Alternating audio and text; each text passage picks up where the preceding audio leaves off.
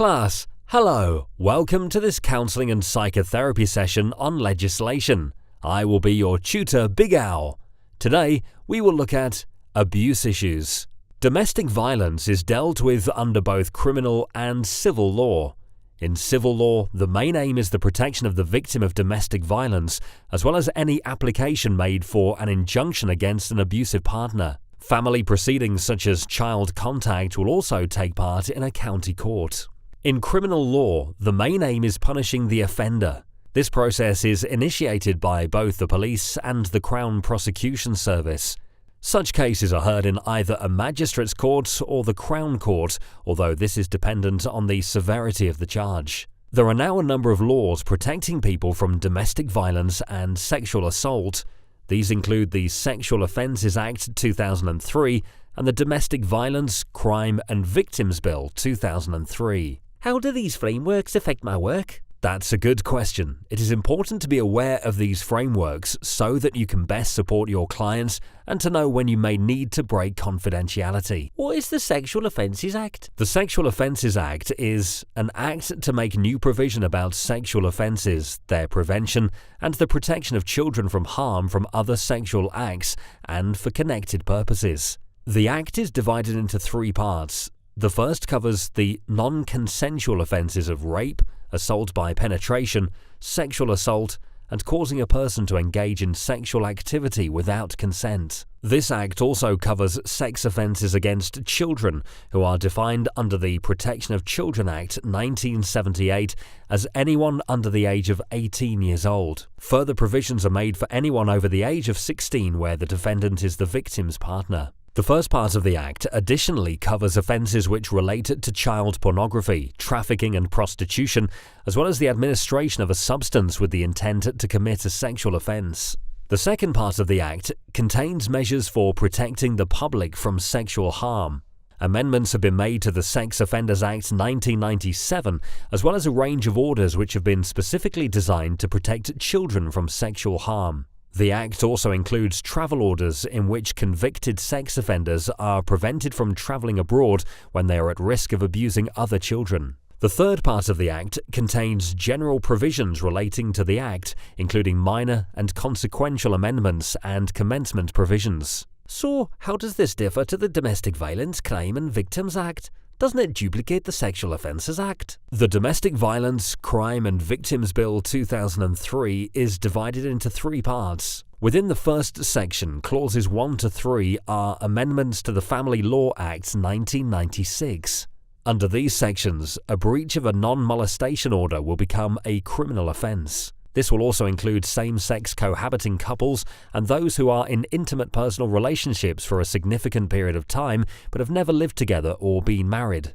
Within clauses 4 and 5 of the bill, a new offence has been included of causing or allowing the death of a child or vulnerable adult. The offence will apply where a child or vulnerable person dies as a result of unlawful conduct, a member of the household caused the death occurred in anticipated circumstances, and the defendant was or should have been aware that the victim was at risk but either caused the death or did not take all reasonable steps to prevent the death. Under these clauses, subject to age restrictions and mental capacity, all members of the household will be liable for this offence.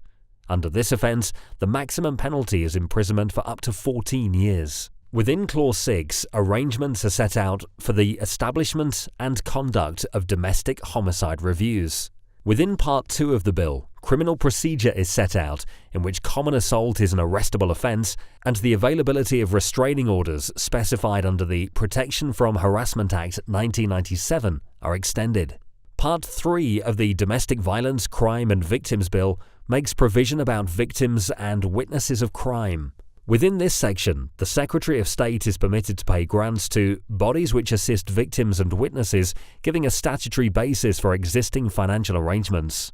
What protection does this give victims? All victims of abuse have the right to receive information about the progress of their case, and any explanation they need should be provided. They have the right to receive compensation and to be protected in any way necessary. It should be the responsibility of the state to decide what should happen to an offender, and the victim should be entitled to receive support and respect for any decisions they make. Injunctions.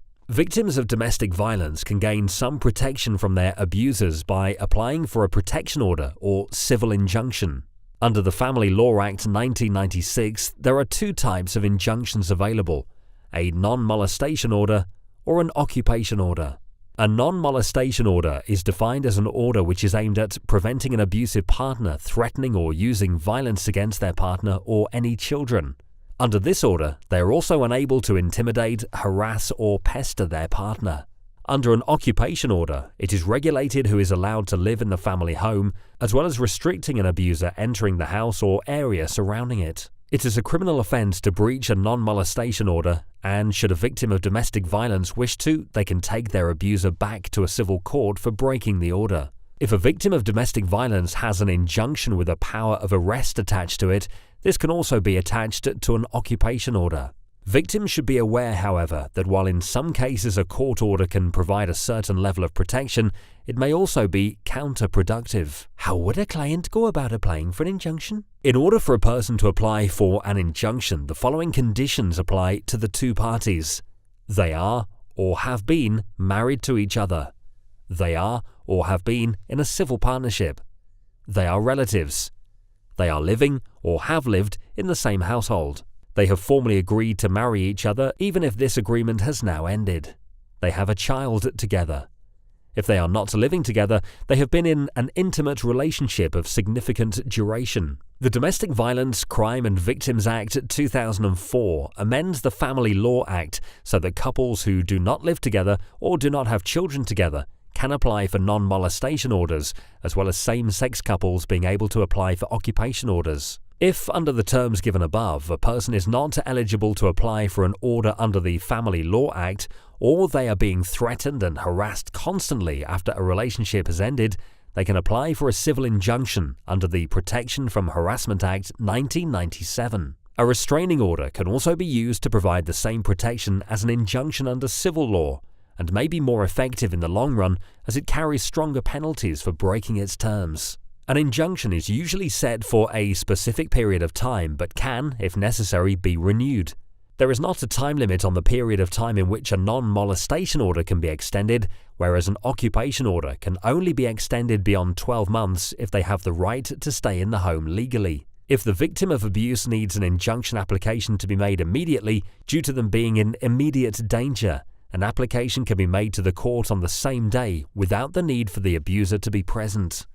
In this situation, the court will consider whether or not the victim is at risk of significant harm, and whether or not they will be deterred or prevented from applying if they are made to wait. If the court decide to grant a without notice order, the victim will be required to attend a full court hearing once the person accused of abuse has been served with this notice. What evidence is needed? In order for proceedings to take place, the victim will need to make a sworn statement to the court in which precise details about the emotional and physical abuse the person has suffered will be given. This will also need to include dates and times in which the incidents occurred, if possible, and the effects this had on the victim themselves as well as their children. Police reports and medical records may also be given as evidence if necessary. Before the court will make a decision on an injunction, they will consider a range of factors such as the health and well-being of both parties, housing and financial arrangements, and general needs. If an injunction is regarded as unsuitable, the court may instead ask the abuser to make an undertaking stating that they will not harass or threaten the victim further. In breaking this, however, there are no powers of arrest, so while doing so would be contempt of court, it is generally much harder to enforce. To summarize what we have learned today, we have looked at the Sexual Offences Act, the Domestic Violence, Crime and Victims Act, evidence required, injunctions. Goodbye, class, and good luck.